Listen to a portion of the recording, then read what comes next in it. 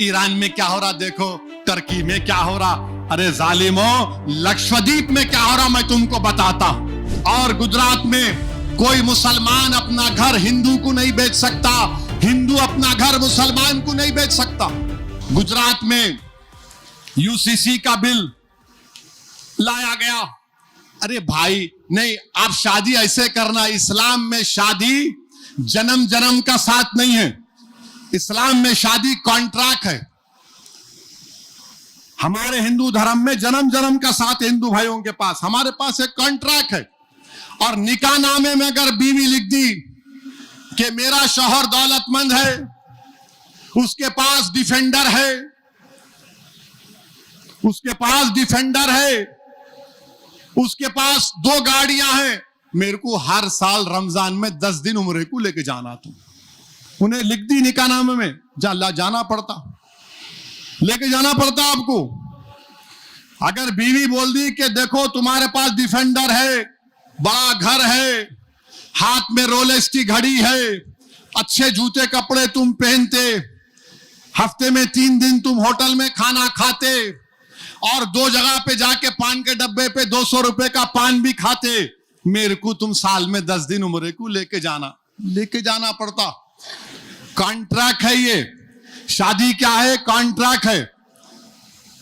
और हमारे हिंदू जो धर्म के मानने वाले हैं, कई कोर्ट के केसेस हैं, अगर बहू सास ससुरे की खिदमत नहीं करी तो वो क्रूरल्टी है, वो उसकी वजह से उसका शादी खत्म हो जाती। हमारे पास नहीं है, बीवी की जिम्मेदारी नहीं है सास ससुरे की खिदमत करना, बेटे की है, बीवी की नहीं है। पूछ लो, यहां पर बैठे नेमतुल्लाह साहब, मुफ्ती अनवर निजामी साहब, वो अगर बीवी करती है तो उसको बहुत बड़ा अजर मिलेगा। मां बाप की जिम्मेदारी औलाद पर है, बहू पे नहीं। हमारे पास नहीं, बहू पे डालो, अरे बहू पे नहीं है। मुझे मालूम कि मेरी बात सुनने के बाद बहुत से लोग नाराज होंगे, अरे सब अच्छा बोले, ये कई को बोले। मैं कई लोगों से सुना, साहब क्या तकरीर थी, मगर ये खामखा बोल के परेशान कर दिए। मैं क्यों? नहीं, घर में गए तो हमारी बीवी हमारे को बोले, सुने एमपी साहब क्या बोले, सुने एमपी साहब क्या बोले। मैं औरतों के लिए नहीं, ना मर्दों के लिए सच्चाई को बयान कर रहा हूं।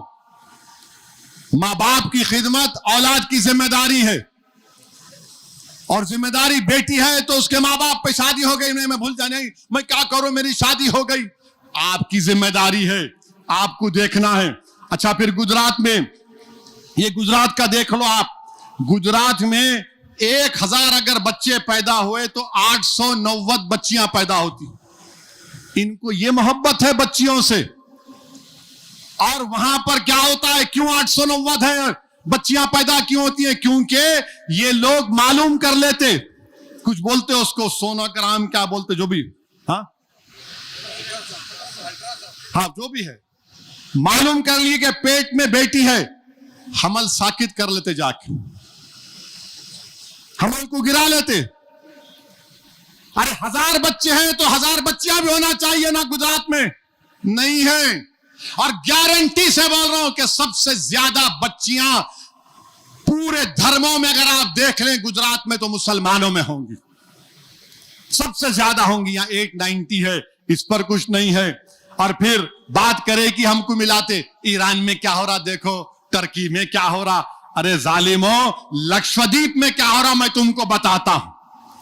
लक्षद्वीप में फीमेल खवानगी का तनासुब, खवातीन का खवानगी का तनासुब पूरे मुल्क में, हमारे गुजरात में 69% लिटरेसी रेट है खवातीन का, तो लक्षद्वीप में 87%